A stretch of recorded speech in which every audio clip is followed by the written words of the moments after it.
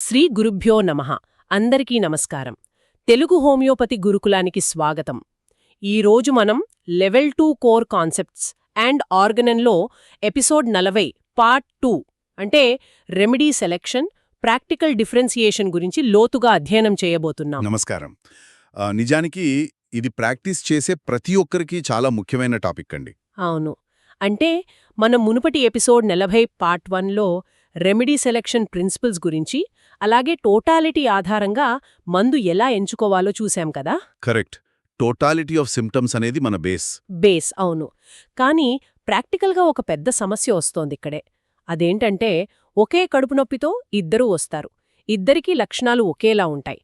కానీ రెండు రెమెడీస్ దగ్గరగా ఉంటే ఎలా నిర్ణయించాలి? ఎగ్జాక్ట్లీ. అక్కడే మనకు అసలైన సవాల్ ఎదురవుతుంది. దీన్నే మనం డిఫరెన్సియేషన్ అంటాం. అంటే రెండు లేదా అంతకంటే ఎక్కువ మందుల మధ్య ఉన్న ఆ సూక్ష్మమైన తేడాలను పసిగట్టడం.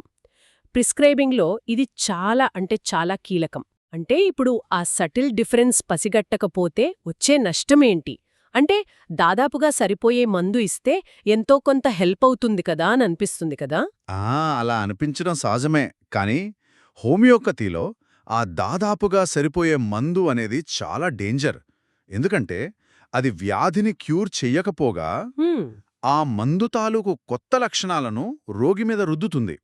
అప్పుడు ప్రాణశక్తి అటు అసలు జబ్బుతోనూ ఇటు ఈ కొత్త జబ్బుతోనూ పోరాడాల్సొస్తుంది. ఓ, అంటే మనమున్న జబ్బుకి తోడుగా ఇంకో కొత్త జబ్బును యాడ్ చేస్తున్నామన్నమాట. అవును, వ్యాధి మరింత కాంప్లెక్స్ అయిపోతుంది.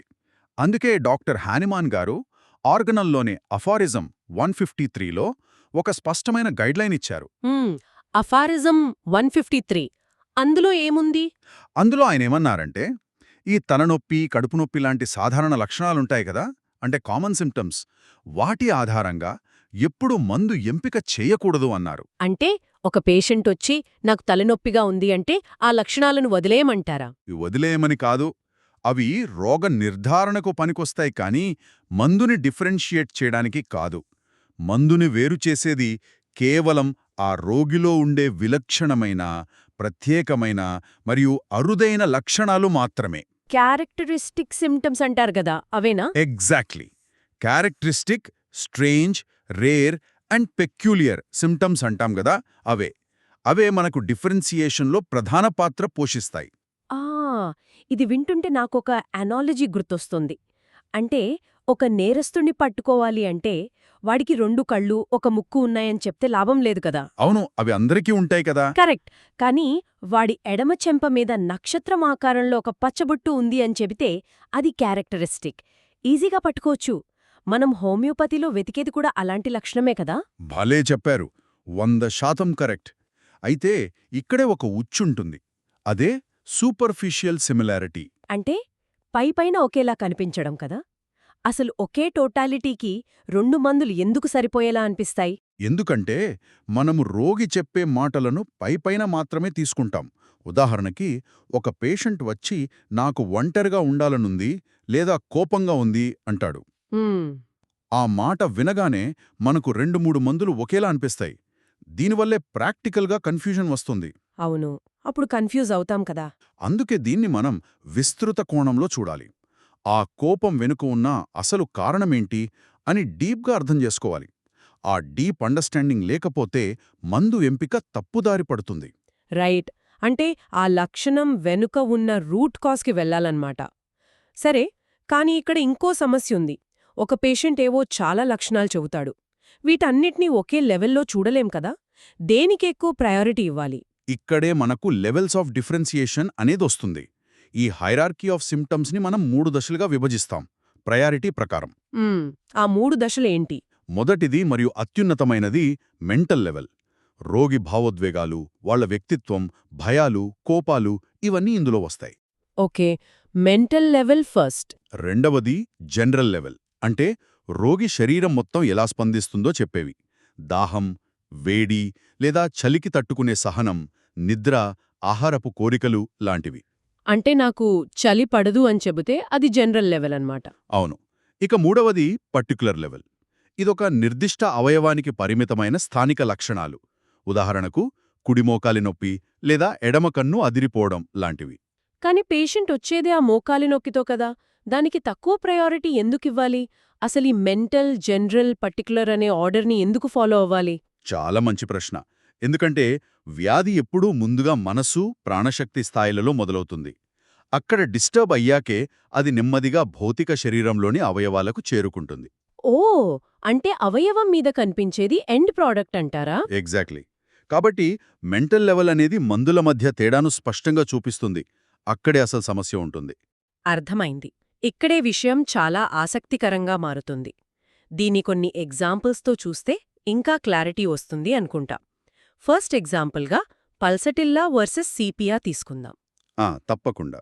ఈ రెండు రెమెడీస్ స్త్రీల సమస్యలలో తరచుగా వినిపిస్తుంటాయి కదా, పైగా రెండింటిలోనూ ఏడ్చే స్వభావం ఉంటుంది. మరి ఈ రెండింటినీ ఎలా వేరు చెయ్యాలి? ఇది చాలా మంచి ఎగ్జాంపుల్ అండి. పల్సటిల్లా వాళ్ళకి ఎప్పుడూ ఒక కంపెనీ కావాలి. వాళ్ళు ఏడుస్తారు, కానీ ఎవరైనా వచ్చి ఓదార్చితే, ప్రేమగా దగ్గరకు తీసుకుంటే వాళ్ళకి ఊరటగా ఉంటుంది. అంటే వాళ్ళకి అటాచ్మెంట్ కావాలన్నమాట. కరెక్ట్. వాళ్ళకా బంధం కావాలి. కానీ సిపిఐ అలా కాదు. సిపిఐ వాళ్ళు ఒంటరిగా ఉండాలనుకుంటారు. వాళ్ళకి ఏడుపొస్తుంది, కానీ ఎవరైనా దగ్గరకొస్తే చిరాకు పడతారు. వాళ్ళకి ప్రేమించే భర్త, పిల్లలు ఉన్నా కూడానా? అవును. వాళ్ళ పట్ల కూడా ఇండిఫరెంట్గా ఉంటారు. ఎందుకంటే సిపిఐ పేషెంట్లో విపరీతమైన ఎగ్జాషన్ ఉంటుంది. ఆ ప్రేమ, ఆప్యాయతలు కూడా తమను శారీరకంగా, మానసికంగా అలసిపోయేలా చేస్తున్నాయని భావిస్తారు. ఓ, అంటే అటాచ్మెంట్ వర్సెస్ ఇండిఫరెన్స్ అన్నమాట. కీ డిఫరెన్స్ అదే కదా? ఎగ్జాక్ట్లీ. మీకొక అద్భుతమైన ఉదాహరణ చెప్తాను. సముద్రంలో కటిల్ ఫిష్ అని ఉంటుంది కదా, అవును. దానికి ఏదైనా ముప్పు వస్తే తన చుట్టూ సిరాను వెదజల్లి ఒక చీకటి తెరను ఏర్పాటు చేసుకుని అక్కడ నుంచి ఒంటరిగా పారిపోతుంది. ఈ సిపిఐ మందుని ఆ కటిల్ ఫిష్ సిరా నుంచే తయారు చేస్తారు. వావ్, నిజంగానా? అవును. సిపిఐ రోగి కూడా తన బాధ్యతల నుండి అలానే పారిపోయి ఏకాంతంగా ఉండాలనుకుంటారు. ఎంత అద్భుతంగా కనెక్ట్ అయిందో కదా. సరే, ఇప్పుడు రెండో ఉదాహరణకు వెళ్దాం. ఇదొక ముఖ్యమైన ప్రశ్నను లేవనెత్తుతుంది. జీర్ణకోశ సమస్యలు లేదా విపరీతమైన కోపమనగానే మనకు నక్స్వామిక, సల్ఫర్ గుర్తొస్తాయి కదా. అవును. ఈ రెండు ఆపోజిట్ పోల్స్ లాంటివి. అదే, ఈ రెండింటి మధ్య ఆ కాంట్రాస్ట్ని కొంచెం వివరిస్తారా? తప్పకుండా. నక్స్వామిక పేషెంట్స్ ఎలా ఉంటారంటే చాలా పద్ధతిగా, ఫాస్టీడియస్గా ఉంటారు. పని పట్ల విపరీతమైన శ్రద్ధ, ప్రతిదీ వాళ్ల కంట్రోల్లో ఉండాలి. ఫుడ్స్, ఆల్కహాల్, కాఫీ లాంటి స్టిమ్యులెంట్స్ ఎక్కువ తీసుకుంటారు. అందుకే వాళ్ళకి జీర్ణ సమస్యలు వస్తాయి. మరి సల్ఫర్ పరిస్థితి ఏంటి? సల్ఫర్ పూర్తిగా రివర్స్ అండి. వాళ్ళు చాలా నిర్లక్ష్యంగా, కేర్లెస్గా, అపరిశుభ్రంగా ఉంటారు. బట్టలు, పద్ధతుల పట్ల శ్రద్ధ ఉండదు, కాని ఎప్పుడూ వేదాంతం మాట్లాడుతుంటారు. అంటే ఆ కంట్రోల్ ఉండదనమాట. అస్సలుండదు. పైగా వీళ్లకు వేడి అస్సలు పడదు. సల్ఫర్ వాళ్ళు హాట్ పేషెంట్స్. కాబట్టి ఇక్కడ కీ డిఫరెన్స్ ఏంటంటే నక్స్వామికాలో కంట్రోల్, సల్ఫర్లో neglect. Right, control versus neglect చాలా స్పష్టంగా ఉంది. ఇప్పుడు మూడవ ఉదాహరణ తీసుకుందాం. Arsenicum versus phosphorus. ఈ రెండింటిలోనూ ఆందోళన, భయం ఉంటాయి కదా. ఈ రెండింటి మధ్య గీత ఎలా గీయాలి? ఈ రెండింటి భయాల్లో చాలా సటిల్ డిఫరెన్స్ ఉందండి. ఆర్సెనికం తీసుకుంటే వీరికి విపరీతమైన భయం, ముఖ్యంగా చనిపోతామనే భయం, ఫియర్ ఆఫ్ డెత్. వాళ్ళకి వాళ్ళ ఆరోగ్యం గురించే చాలా ఆందోళన ఉంటుంది కదా. అవును. ఒంటరిగా ఉండలేరు, ఎవర్నీ నమ్మరు, వాళ్ళకి మనుషులు కావాలి.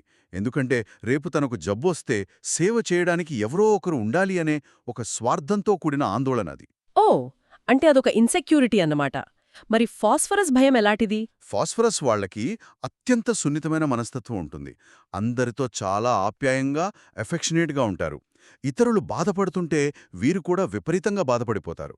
Highly sympathetic. ఆర్సెనికంకి వీళ్ళకి చాలా తేడా ఉందే. మరి వీళ్ళు దేనికి భయపడతారు? వీళ్లకి చీకటి అన్నా, ఉరుములన్నా భయం. ఒంటరిగా ఉండటానికి భయపడతారు. Fear of being alone. కానీ అది ఆర్సెనికంలాగా అభద్రతతో కాదు.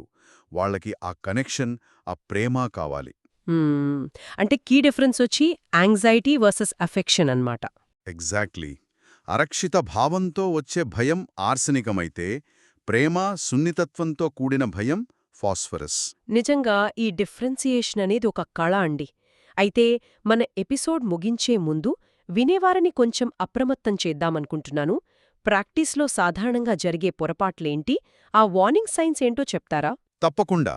మనం ముందే మాట్లాడుకున్నట్టు పైపైన కనిపించే లక్షణాలను బట్టి అంటే ఆ సూపర్ఫిషియల్ సిమిలారిటీ ఆధారంగా డెసిషన్ తీసుకోవటం అతి పెద్ద తప్పు. కరెక్ట్.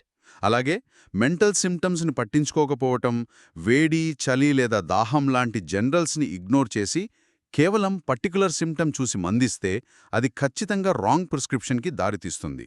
మందులు కేవలం రోగాన్ని అణచివేస్తాయి కానీ నయం చేయలేవు. రైట్. సో ఈరోజు మనం నేర్చుకున్న అంశాలను ఒక్కసారి సమరైజ్ చేసుకున్నాం. డిఫరెన్సియేషన్ అంటే ఏమిటి, లక్షణాల ప్రయారిటీని బట్టి రెమెడీస్ని ఎలా పోల్చాలి అనేది తెలుసుకున్నాం. అవును, అలాగే ఫైనల్ రెమెడీని ఎలా నిర్ణయించాలో చూశాం. ఈ క్లారిటీ లేకుండా ప్రిస్క్రైబింగ్ అనేది అసాధ్యం అని నిర్ధారించుకున్నాం. ఖచ్చితంగా. డిఫరెన్షియేషన్ లేనిదే క్యూర్ లేదు. నిజమే. ఇప్పుడు మనం మందుల మధ్య తేడాలను తెలుసుకున్నాం కదా. తదుపరి ఎపిసోడ్ 41 పార్ట్ 1 రెమెడీ రియాక్షన్లో ఒక మందు ఇచ్చిన తర్వాత శరీరం ఎలా స్పందిస్తుంది అనే విషయాన్ని తెలుసుకుందాం. అది కూడా చాలా ఇంట్రెస్టింగ్ టాపిక్ అండి. అవును. అందులో హోమియోపతిక్ అగ్రివేషన్ అంటే ఏమిటి, డిజీజ్ అగ్రివేషన్ అంటే ఏమిటి, అఫారిజం 161 అండ్ 162 ఏం చెబుతున్నాయి అనే విషయాలను చర్చిద్దాం. సరే, చివరగా మన శ్రోతల కోసం ఒక ఆలోచింపజేసే ప్రశ్న వదులుతారా? తప్పకుండా. మనం ఈరోజు విన్నట్లుగా మన భౌతిక రుగ్మతలకు మన మానసిక తత్వమే ప్రధాన కారణం అయినప్పుడు మనము రోజూ అనుభవించే అనవసరమైన కోపం, భయం లేదా ఆ నిర్లిప్తత మన భవిష్యత్తులోని ఆరోగ్యానికో అనారోగ్యానికో రాసుకుంటున్న ప్రిస్క్రిప్షన్ కాదా? మీ దైనందిన భావోద్వేగాలు మీలో ఏ రెమెడీ తత్వాన్ని పెంచుతున్నాయో ఒక్కసారి ఆలోచించండి. చాలా పాయింట్ అండి ఇది. జై శ్రీకృష్ణ. వాసుదేవా.